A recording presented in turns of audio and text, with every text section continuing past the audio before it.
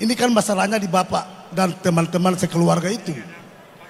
Kalau Bapak mau thrifting itu hilang, Bapak serius, kan menteri semua tuh. Bapak atur jangan bikin Pak Purbaya jalan sendiri.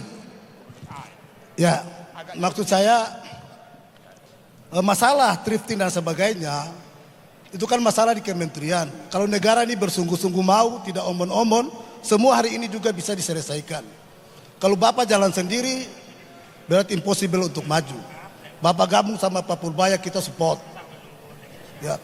Kemudian teman-teman Bapak yang DPR dulu, si Adian ngomong kayak begitu, thrifting mah dihilangkan, dia bantu. Kan tidak bisa Pak. Bapak sterilkan di DPR, Bapak sampaikan kepada Presiden bahwa sudah sampaikan di Rapimnas ini bahwa kami mensupport itu. Kalau Bapak sendiri jangan mimpi, seperti tadi ada budget 1 tahun masuk, itu kan tidak masuk akal. Jadi regulasi yang diciptakan, kami harap Bapak dan teman-teman sebelum ALB, Pak, sebentar. Bapak Ibu semua, kita di sana ada 13 booth UMKM. Yuk, peduli UMKM, kita borong produk UMKM di waktu-waktu setelah. Di bawah lantai 1 ada 13 booth UMKM, ya. Kita borong, kita bantu kawan-kawan UMKM. Silakan dari ALB. Ya, terima kasih Pak Menteri yang saya hormati. Terkait dengan pertanyaan yang banyak tadi Pak Menteri, ini kan masalahnya di Bapak dan teman-teman sekeluarga itu.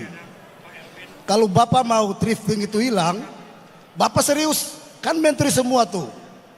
Bapak atur jangan bikin Pak Purbaya jalan sendiri.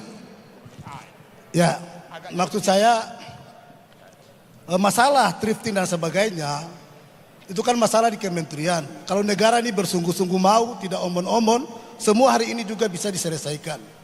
Kalau Bapak jalan sendiri, berarti impossible untuk maju. Bapak gabung sama Pak Purbaya, kita support. Ya.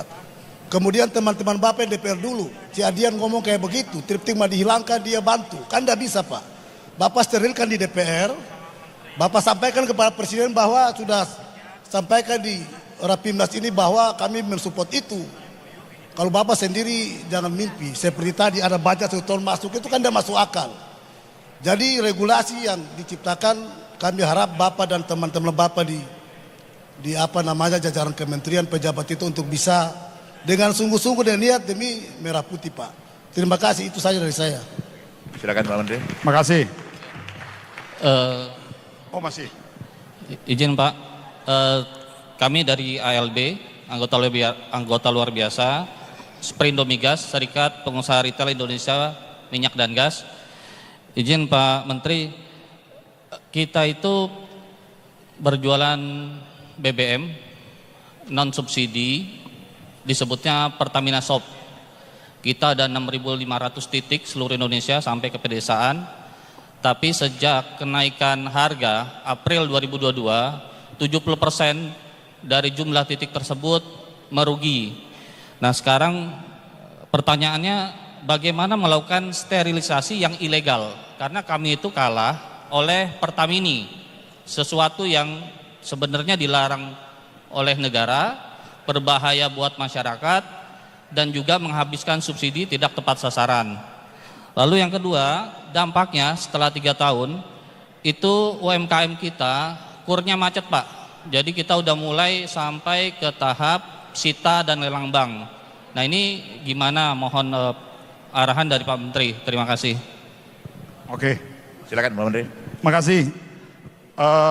Dari 4 penanya, saya lihat dari 3, saya coba jawab dengan 1 ilustrasi. Kita mundur ke tahun 98, dulu Indonesia kita punya mobil Timor. Lalu yang kedua Bimantara Cakra, betul ya? Terus kita punya IPTN, produksi pesawat. Tahun 98, dihajar. Pokoknya segala sesuatu yang ada kaitannya dengan Orde Baru, ada kaitannya dengan Soeharto, ada kaitannya dengan keluarga Cendana, brengsek aja. Nggak bener aja udah. Itu terjadi tuh, dari tahun 98 jatuhnya rezim Soeharto, sampai mungkin kurang lebih 5 tahun tuh setelah tahun 98. Sekarang, bisa bayangkan, Indonesia tidak punya mobil nasional satupun. Yang kedua, Indonesia menjadi pengimpor pesawat. Bisa bayangkan itu. Poinnya apa? Proses yang terjadi pasca 98 itu terus menggurita tuh. Menggurita, akhirnya menyebar ke semua sektor, bukan hanya sekedar mobil nasional. Bukan hanya pesawat kita. Tetapi hari ini kita seakan-akan kultur di Indonesia untuk menggunakan barang-barang lokal itu menjadi seperti alergi. Satu. Kita mundur lagi ke belakang, kurang lebih 20 tahun yang lalu, seluruh industri oil and gas, pertambangan, industri berat, segala macam, itu kalau dengar produk Cina, apalah Cina ini. Semua dikawein. Tapi hari ini, Cina berhasil menjadi negara yang memproduksi produk-produk high-tech. Mobil, BYD lah, apalah segala macam itu. Dua. Saya mundur lagi ke belakang, Korea Selatan memulai praktek industrialisasinya, memulai dari membuat kipas angin direplikasi dari teknologi Jepang, dikasih nama Gold Star. Sekarang kipas angin yang perusahaan Korea Selatan yang berawal dari memproduksi kipas angin yang namanya Gold Star menjelma menjadi raksasa perusahaan elektronik terbesar di dunia namanya LG. Oke.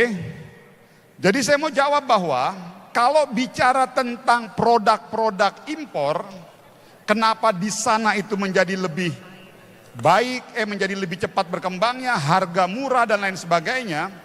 Ini kompleksitas masalahnya memang luar biasa. Perlu ada political will yang sangat besar dari pemerintah. Dan dukungan yang sangat besar dari elit-elit politik dan kelompok pengusaha kita. Kalau kita mau menuju ke arah situ.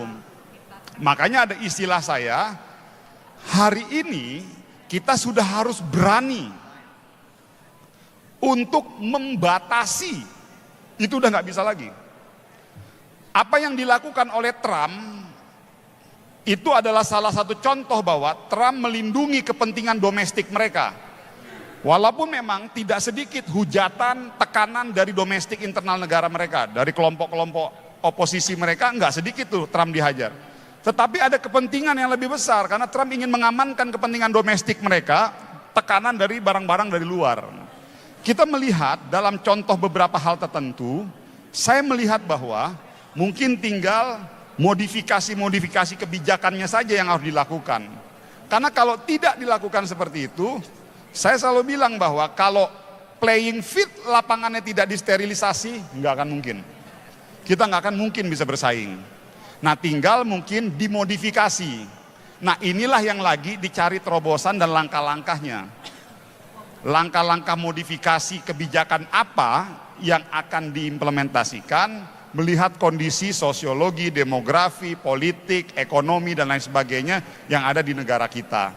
Nah, maka dari itu saya berharap sekali dukungan penuh dari Kadin untuk bisa membantu menjaga narasi besar ini. Tadi saya mengambil contoh fashion, Mas. Faktanya memang di baja kita juga begitu. Hampir di semua lini seperti itu. Masa kita mau diamkan begitu saja? Nah, ini mungkin momentum dan timing yang pas yang saya ingin sampaikan di dalam forum Kadin ini. Dan kembali lagi pemerintah nggak bisa kerja sendiri. Ini harus kerja rame-rame karena tadi dukungan dari semua sektor sangat dibutuhkan. Saya setuju bahwa nggak mungkin hanya Kementerian UMKM saja.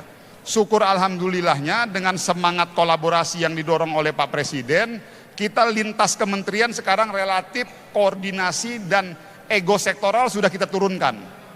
Jadi sekarang yang lebih besar adalah kolaborasi lintas kementerian. Dan mudah-mudahan ini terus konsisten berjalan, karena pada akhirnya tujuan kita adalah mendukung bagaimana produk lokal kita bisa menjadi raja di negaranya sendiri. Bisa betul-betul bisa menjadi pemain utama di negaranya kita sendiri. Dan kita nggak bisa kerja sendiri, ini adalah kerja besar, kerja gotong royong, dan mudah-mudahan Kadin sebagai salah satu institusi berkumpulnya para pengusaha di seluruh Indonesia bisa menjadi bagian bersama-sama dengan pemerintah untuk menyukseskan agenda besar ini, dan semoga pasca acara ini kita bisa lebih kolaboratif lagi untuk menindaklanjuti hal-hal yang memang untuk mengamankan kepentingan domestik kita. Dan terkait Pertasop tadi, saya pikir kita selesaikan bicarakan setengah kamar aja Mas. Karena walaupun itu bukan itu domainnya sebetulnya kebijakannya di Kementerian SDM, tapi nanti dari sisi UMKM-nya kita akan coba support, dan saya pikir bukan di sini forumnya, nanti kita selesaikan aja di pasca forum ini. Saya pikir itu. Akhir kata, mohon maaf kalau misalnya dalam penyampaian saya ada hal-hal yang kurang berkenan. Mudah-mudahan pertemuan kita siang hari ini bisa sedikit memberikan atau membuka gambaran besar kita. Saya yakin ngurusin 57 juta ini nggak mudah Mas, dengan berbagai macam problematikanya dan berbagai macam ragam situasi dan kondisi keterbatasan literasi mengenai pengetahuan keuangan di sektor usaha mikro kecil kita.